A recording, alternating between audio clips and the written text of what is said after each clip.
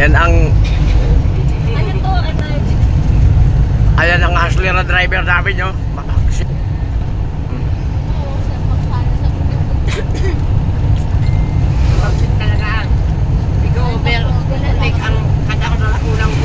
Siyempre.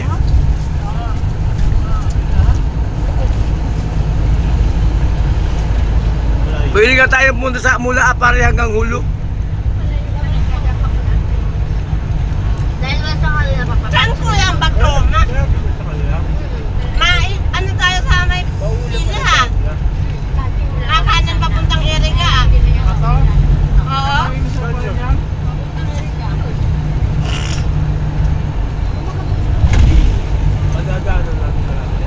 Mula Apare hanggang Hulo.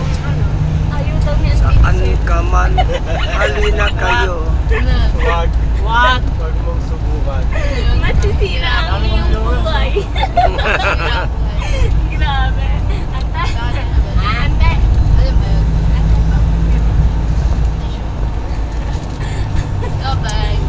Pag nalaman niya, alam niya. Pag nalaman niya, no? Kasi ang pumunta, hindi na lang pupunta sa kanya. Di ba? Kung ayaw niya sa atin, ayaw niya natin sa kanya. Malinaw pala ng camera kung walang nakaharang, oh. Ganun na lang yun. Pag ayaw sa'yo, di ayaw mo rin sa kanya. Ako sa la. Ha? Ha? Kala niya naman, bakit may engineer siya anak? Magkakaroon din ako anak na engineer. Sino may engineer?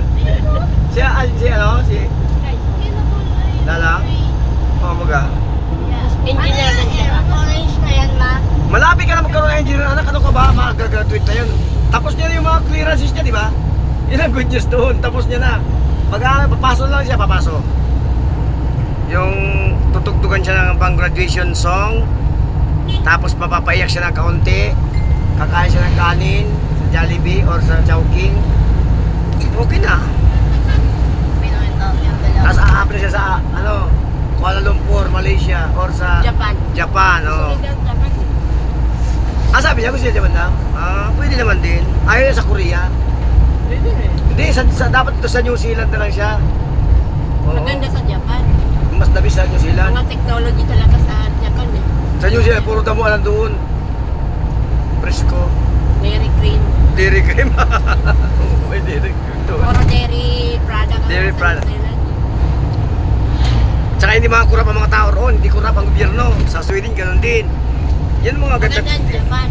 Masama kaya Japan ganun din. May ano, hindi naman din siya kurap. Maganda magpasahod ng Japan eh. Oo, totoo yan.